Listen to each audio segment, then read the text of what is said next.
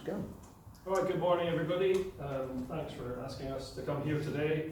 You've asked us, we're out of our construction, you've asked us to come in and explain our site setup and construction plan for the Bramley Paddock Housing Project. My name is Mike Kimber, I'm the project manager for the project.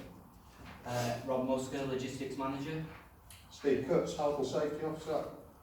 Jake McDougall, site manager. James Hyde, contracts manager. So each of us will be telling you a little bit about our plan going forward. So just to give you, those of you who might not be so familiar with the project, a brief rundown of what's happening. It's a development of 18 new build houses, varying construction methods. We've got traditional brick and block here, timber frame, and then we've got some prefabricated panel houses here. So when we come onto site for the construction entrance, we're going to be using the existing site access. First task on site is going to be the partial drainage and infill of this pond here, with the remainder to be retained as a water feature in the new development. We'll be undertaking groundworks to form the access road, the development entrance, the foundations for the new buildings, and service runs. And then we'll be building out the development in 3 phases, 6 houses each, round clockwise like this, different trades for each phase coming in. So I'll just show you the basics of the site layout, and then the guys here will go on and give you a few more of the details on specific measures. So basics here, we're going to have a fully hoarded site, public viewing points around to try to satisfy people's curiosity without encouraging people to enter the site to trespass. We've got a security hub, self-contained welfare unit by the site entrance, and then we're going to have our main welfare building here. It's going to be a 2-story modular building with a dedicated parking area out front. We'll have a fenced exclusion area around the pond and the retained trees to protect them from accidental damage during the construction phase. And we're also going to have, we've noted a restricted area here where we have an overhead cable crossing the road, which Rob's going to tell you a bit more about when he discusses traffic management measures. Moving on to material storage. Main site storage area is going to be here near to the site entrance. So this is where we're going to store stockpiles of materials that are delivered onto site. We've got our waste disposal and our cutting area here as well. Moving around, we're going to have 2 satellite laydown areas for stockpiling materials for day-to-day usage for each of these build phases. And in this area here, it's distant from the water course, it's accessible to the emergency services. We're going to have our cosh storage, fuel bowser and fueling area on this location here, okay? So next Rob's going to tell you a bit about traffic management on the site. Thanks, Mike. So when we started with this project, I was mindful of 3 main issues. First being the school, the second being the ambulance, which is not quite on that. We've got an ambulance station up here, and the third being the project that's going on School Road. Because we've got the ambulance station up here, we didn't really want to put any traffic lights in here, so we're going to work in a one-way system, entering the site, coming in from the southbound lane and entering in here. All exits of deliveries will be coming out on the southbound lane again, but heading towards Bramley Road, so we don't have any heavy traffic. Being mindful of the school as well, we wanted to look at the deliveries, so we thought that we'd make the deliveries out of hours. So we did from 6 AM till 8 PM, and then the evening deliveries are going to be 4 PM till 6 PM, just so we don't have any heavy traffic. We've also looked at the materials that are going to get supplied for the refit and this building, this project. They've let us know that it's all going to be in bulk because they're doing an internal fit. But any deliveries that they have, they're going to liaise with ourselves, so we have no heavy traffic, no clashes of deliveries at the time. Moving on to the site, we're going to have a 5-mile-per-hour speed limit within the site, and we're going to work on a clockways system all the way around the site. So you enter here with the security office, and he will direct you to where you need to go, and we'll follow the site round using the 5-mile-per-hour. All the plant and deliveries and the supply chain will have driver info packs which will tell them all of the rules that they need to know. They won't be allowed on site without signing these driver info packs. So I think that's everything that I need to cover. I'll just pass you over to Jake. Not me. No, sorry, Steve for the emergency arrangements. Hi, I'm Steve. I'll be looking after all the safety on the project. Just a quick example, as well as signage, which James will be going into later, with a few features on site which are outstations for fire alarms. They're all interlinked via wireless communication. On these outstations will consist of first aid kits and spillage kits around the area. As well as the pond area, which is, as you've heard, is going to be fenced off, we'll have life-saving buoyancies within that area and evacuation plans if anything does happen on that situation. Steve, just before I skip on, could you let Jake do security? I think we skipped over a slide. Oh, did you? Yeah, go Oh, on. sorry. Sorry about that. Sorry about that. Morning guys, I'm Jake, site manager, and I'm just going to run through a couple of the procedures we have in place for security measures on our development. Starting off here, surrounding the site, we have a 3 metre high acoustic fencing. This is to control noise pollution to the surrounding neighbourhood areas and the school. Secondly, we've got 4 central locations for our CCTV point there, also in conjunction with site lighting, as you can see on the map here. Last but not least, we have a 24-hour manned security cabin at the front gate. This is manned by a traffic marshal and also a subcontracted security guard between the hours of 0700 and 1700 hours. After 1700 hours, we have 2 subcontracted security guards which will then man the cabin with a pooch. If anyone doesn't know what a pooch is, that is a dog. So they're going to be constant patrols around the fence, working in conjunction, anti-clock noise and clock noise, meeting in the middle, perimeter checks at all times. Yeah, I'm just going to hand you back over now then. I think that security pretty much covered. I'm going to hand you over to emergency arrangements with Steve. Sorry about that earlier, somebody was a bit heavy-handed on the arrow button. Apologies. So as I was saying, obviously about the outstations and various first aid points situated around the site, and obviously the existing pond with the flotation devices. So a few of the emergency arrangements we have in place are, we will have a minimum of 3 trained fire marshals, one of them consisting of the site agent Jake. We work to a fire register, work through entry-exit logs, so any emergencies, Jake will take us outside to the muster point and do roll call. As we spoke about earlier, the wireless electronic alarms with interlinked outstations, fire extinguishers first aid points located at strategic points in the high-risk areas, weekly fire alarm tests, and regular site inspections for fire load, i.e. rubbish, anything, materials that shouldn't be where they should be. Regular inspection and scheduled tests of any emergency equipment.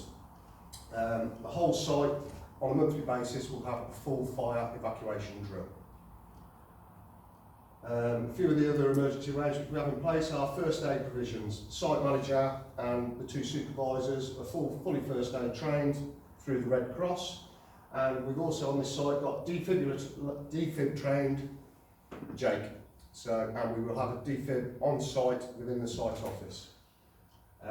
Also, Jake has another special skill. He's trained in mental health. So if there's any issues, the guys can come and talk to Jake and he can deal with their situations. As we've seen earlier on the drawing, first aid kits are on the outstations around various points around the site, and the main one is in our first aid room and the site office. So we might have a few other potential emergencies on site, suspicious packages, i.e. we spoke about falling into water. We have situations in place for these, chemical spillage and pollution incidents. We have spill kits at various points and within the COSH areas. Service strikes, we've implemented a file about service strikes if we hit gas, power, who we know to contact, how we get this resolved, how it impacts the site. We're also looking at trespassers. Somebody comes walking in through the day, if they manage to get on site, how we deal with that situation, isolating the site and removing the person. And emergency access. Make sure Jake and his supervisors on all day, there's full access to the site for fire engines, ambulances, etc. And we're working on a full rescue plan for specific tasks, i.e. working at height for the scaffolders, which will all be introduced into their rams, etc. So I'll just hand you over to James now, who's going to talk to you about our signing procedures around the site. Good morning, gentlemen. I'd just like to update you on the signage that's used on site. We're using 5 separate types of signage. We're using emergency signs, or as I like to call them, the do's. Identifying your muster point, your safe walkways, your traffic routes, and so on and so forth. That leads me on then to the prohibition signage, which I like to describe as the don'ts. Basically, no access signs, no eating on site, no smoking. That brings us then to the mandatory items.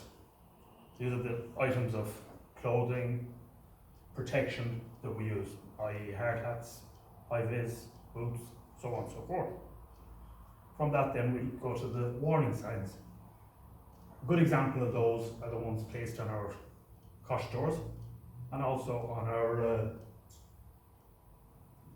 the camera points all around the site. Then last but by no means least, we have got the firefighting. They identify the fire extinguishers where they're placed and also where the fire alarms are located. And all signage, I believe, should be thought-provoking. And my favourite sign is work safe, home safe. That is our company aim. Thank you very much. So I'll just take you through the welfare facilities that we'll have on site. While we're setting up the site, we'll have a mobile self-contained welfare unit that'll give us everything we need while we're setting the site up. We'll have a 2-storey temporary building with built-in electric heating. We're going to try and connect to the utilities so we can save on generators, stuff like that. We don't need to build tanks and stuff like that. We're going to have up to about 40 operatives on site. With that being said, we're going to have a 10-box toilet made of unisex, including sinks, hand cream, sunblock and dispensers. We'll also have 2 unisex showers on site. We're going to make provisions for disabled toilets, changing rooms and lockers. We'll also have a room dedicated to first aid, rest and reflection. There'll be male and female changing rooms and locker rooms with drying facilities and showers. The canteen, where the inductions will take place as well, will have 2 of each: microwave, fridge, kettle, toaster, sink, and also we're going to have a water cooler on site. Nobody likes to drink tap water, do they? Just to finish off, we'll have daily cleaners to keep all the facilities in check and keep everything hygienic. I'll pass you on to Jake. He's going to go through the site rules with you. Right, as stated at the top of this site rules, all personnel must hold a valid CSCS card or equivalent to access any of our sites. Mandatory PPE, this is mandatory PPE for everyone guys, including yourselves if you're coming onto the development. Hard hat, high visibility, clothing, gloves, eye protection, laced safety boots with steel toe caps. Anyone failing to wear the appropriate PPE on the site will be removed from site. Whilst we're on that subject, I'm just going to run you through a quick site induction checklist which we go through with our guys. So, site inductions take place at 0800 hours Monday morning.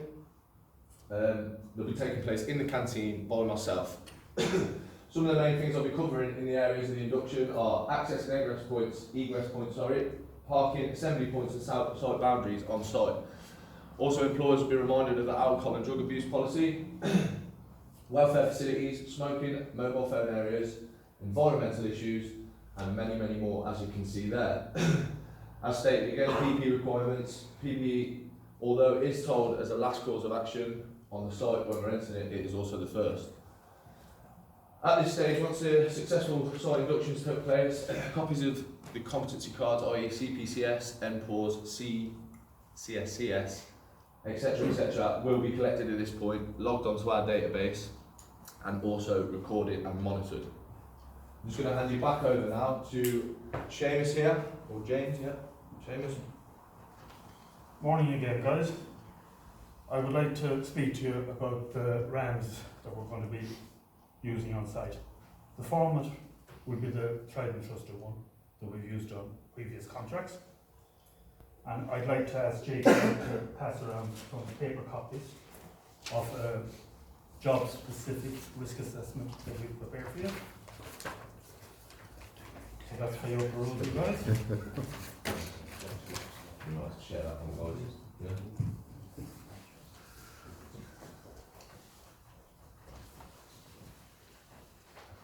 So if you'd like to have a look at that, I'd like to give you further information that that's going to be reviewed on a regular basis and updated if required. And as you're aware, guys, every day is a new opportunity, but it is also a new challenge. Thank you very much for your time. Right, Seamus. Okay, so we're going to talk a little bit about notification, permissions and consents that we need to obtain for this project. So you'll all be aware as the client, it's your duty to submit the Act 10 to the HSAs and as contract stage you'll also be notifying the planning authority about commencement of the development and ensuring that the pre-commencement conditions have been discharged. We'll be liaising with a number of sites, so the adjacent site regarding traffic management, as Rob has already mentioned, we'll be undertaking a community letter drop to local businesses and homes to tell them about the works and inform them about any potential disruptions. So Steve's going to hand around an example template of that. As part of that, we'll be giving them a communication route to get in touch with us so that they can raise any specific concerns or questions that they have.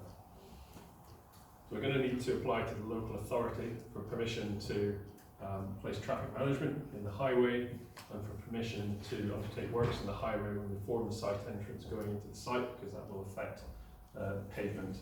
Now, there's a particular thing there, the pavement's used by school children, so we'll be looking to schedule that work for the school holidays when foot traffic on it is likely to be less heavy. We'll be consulting with utility owners about consent to connect into their services, so the site office is going to be connected to main services, so we need to obtain permissions from the utility owners to connect, and they'll need to provide connections into the site for us to connect onto. We're expecting these can then double up for the actual primary connections for the development once it's ready to sort of build out and go on the market. We'll also be talking to the utility owners about procedures for working around any of their services that actually enter into the site, into our working area, to make sure that we follow the safe procedures and guidance for working around those. Works for the pond, we anticipate we'll need consent from the Environment Agency for the temporary drainage and pumping off of that water, or for other methods of storing and disposing of it, and potentially any discharge of water from the pond into public drainage or other water courses. Or as a backup plan, we can always retain that water in a siltbuster or tanker off-site if we need to.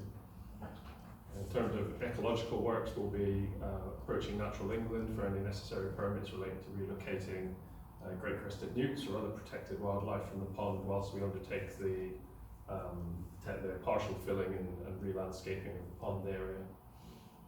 And finally, we'll be talking to the ambulance service to make sure that the potential effects of our traffic management don't affect their ability to quickly dispatch ambulances from the ambulance station to emergencies. That about wraps it up. I think what we're going to do now. Oh no, we've got the open day. Yeah, open day. Yeah. Okay, so the part of promoting development and bringing it to market for you guys, we're planning to hold an open day and press event on completion of the first phase dwellings. So that's first 6 block and brick dwellings.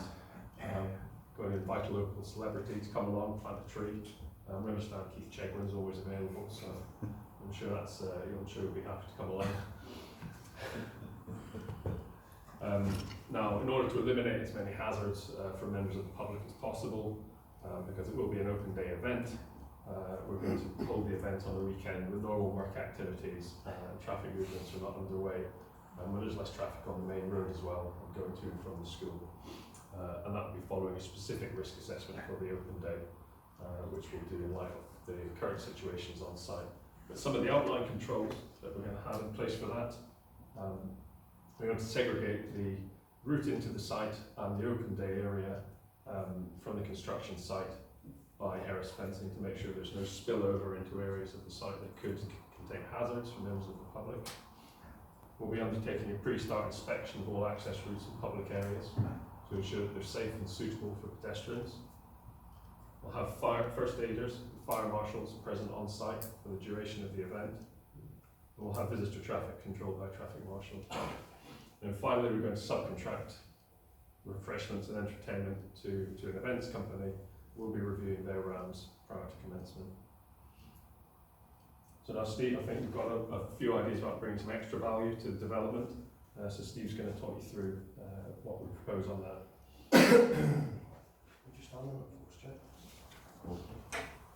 Well, as you're aware, Outback Construction is part of the Considering Contractors programme, and we'll closely be liaising with the local public and primary schools. One of our outlining plans will be to get the school involved with the construction programme. So, for example, we're going to be sending school drawings, photographs of the project, all the details as it goes through, and to make, we'll also possibly have Jake or somebody else go and visit the school, do some talks with the school about safety, how construction business works. We'll also be installing, as part of a Considered Contractor scheme, at the end of the project, once all the work's completed, bat boxes, bird boxes, to try and bring some of the nature back into the park area. 3.5 minutes to go. Sorry, Mr. Sorry. We're also in constant talks with the residents about any queries they have, i.e. noise, any disruptions, and we're always there for them. We also, towards the end of the project, we'll get in touch with them about surplus materials. So, for example, if we've got burnable wood, which can be burnt for log burners, we'll offer it to them. Any materials that may be of use for the general public. We'll also be in touch, as part of this project, with the local authority to arrange for works to replace the damaged curb on School Road. And we're going to do that as a goodwill gesture through Outback Construction. So you can also keep people up to date with our website, which will be updated on a regular basis about any news to do with the project, any road closures, anything like that. So we'd just like to say a big thank you for choosing us for your project, and we're now available for any of your questions. That's great meeting, that guy. Well done.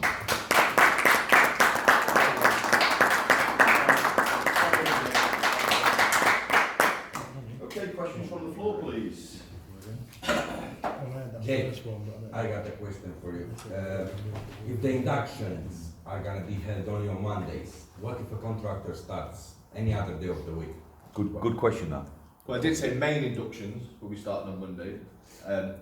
Obviously, we're going to have a forecast of